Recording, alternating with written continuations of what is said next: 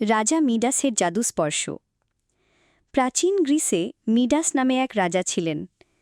তার প্রচুর সোনা ছিল। তার ছিল এক সুন্দরী কন্যা। মিডাস তার সোনাকে খুব ভালোবাসতেন, কিন্তু নিজের কন্যাকে তিনি তার ধন সম্পদের চেয়েও বেশি ভালোবাসতেন।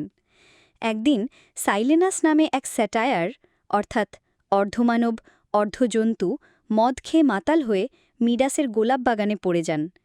মিডাস বিশ্বাস করতেন স্যাটায়াররা সৌভাগ্য বয়ে আনে, তাই স্ত্রী ও কন্যার আপত্তি সত্ত্বেও তিনি সাইলেনাসকে তার প্রাসাদে বিশ্রাম করতে দেন যতক্ষণ না তিনি সুস্থ হন। সাইলেনাস ছিলেন উৎসব ও মদের দেবতা ডায়োনিসিসের বন্ধু। মিডাসের এই সদায় ব্যবহারের কথা শুনে ডায়োনিসিস তাকে পুরস্কৃত করতে চান।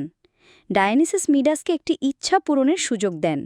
মিডাস বলেন, আমি চাই আমি যাকে স্পর্শ করি সে যেন সোনায় পরিণত হয়।